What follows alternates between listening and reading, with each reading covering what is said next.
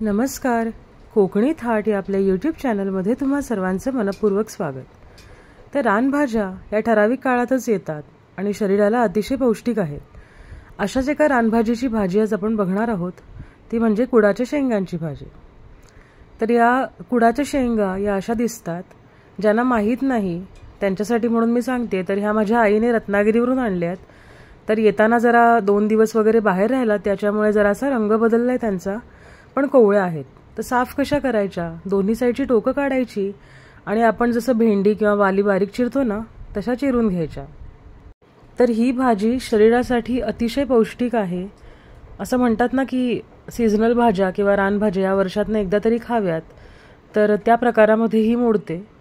चवीला जराशी कडवट असते, त्याच्यामुळे उकडून वगैरेच घ्यावी लागते. पण जे आपण सामान भाजी करण्यासाठी वापरणार ते व्यवस्थित प्रमाणात वापरलं तर याचा कडवटपणा सुद्धा जास्त लागत नाही आणि चवीला अतिशय उत्कृष्ट लागते. व्हिडिओमध्ये दाखवल्याप्रमाणे आपल्याला ही कुडाच्या ज्या शेंगा आहेत त्या व्यवस्थित बारीक चिरून घ्यायच्या आहेत. तर कुडाच्या शेंगा अशाच वाफेवर शिजत नाहीत, त्याच्यामुळे आपल्याला कंपल्सरी कुकरला किंवा पाण्यामध्ये उकळवूनच घ्यायला लागतात. तर अशा प्रकारे बारीक चिरून झाल्यानंतर मी एका वाडग्यामध्ये काढून घेतल्यात. पसरट ताटात घेतल्या तरी चालेल किंवा कुकरच्या भांड्यात घेतलं तरी चालेल. आणि आता याच्यामध्ये आपण पाणी ओतून घ्यायचं आहे. तर शेंगा बुडतील एवढं पाणी घ्यायचं आहे.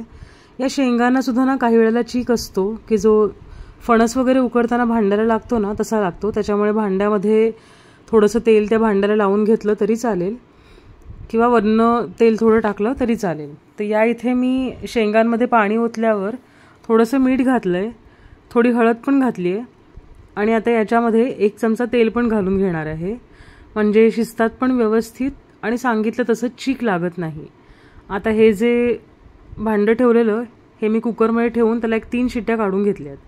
3 शिट्ट्या काढल्यानंतर तुम्ही बघू शकता शेंगा व्यवस्थित शिजलेल्या आहेत.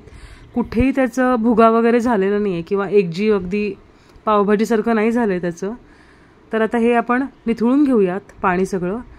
तर पाणी निथळून घेतल्यानंतर सुद्धा शेंगा ज्या आहेत त्या हाताने पूर्ण व्यवस्थित दाबून सुक्या करून घ्यायच्या आहेत. याच्यामुळे जो कडवटपणा आहे ना शेंगांचा तो कमी होतो आणि पाणी काढून घेतल्यामुळे भाजीसुद्धा पाणचट होत नाही, व्यवस्थित लागते. आता इथे तेल घेतलं आहे मी एका कढईमध्ये, 1-2 पळ्या तेल घेतलं आहे. याच्यामध्ये ठेचलेली लसूण घालून घ्यायची आहे. तर ही पारंपरिक पद्धत आहे, त्याच्यामुळे साहित्य कमी लागते.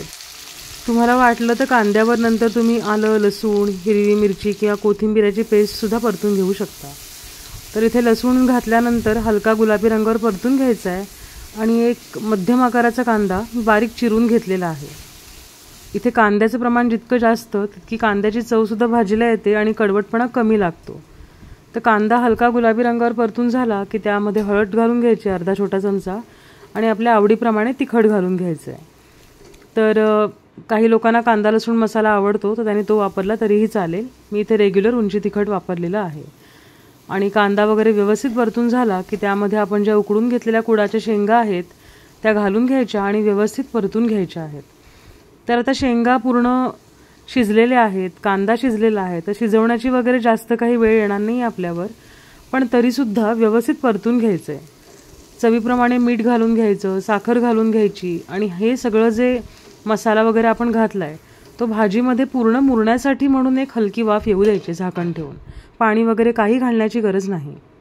साखरेऐवजी सुपारी एवढा गूळ वापरला तरी चालेल. गरम मसाला हवा असेल, थोडी राकट भाजी आवडत असेल तर गरम मसाला घालून सुद्धा चालेल.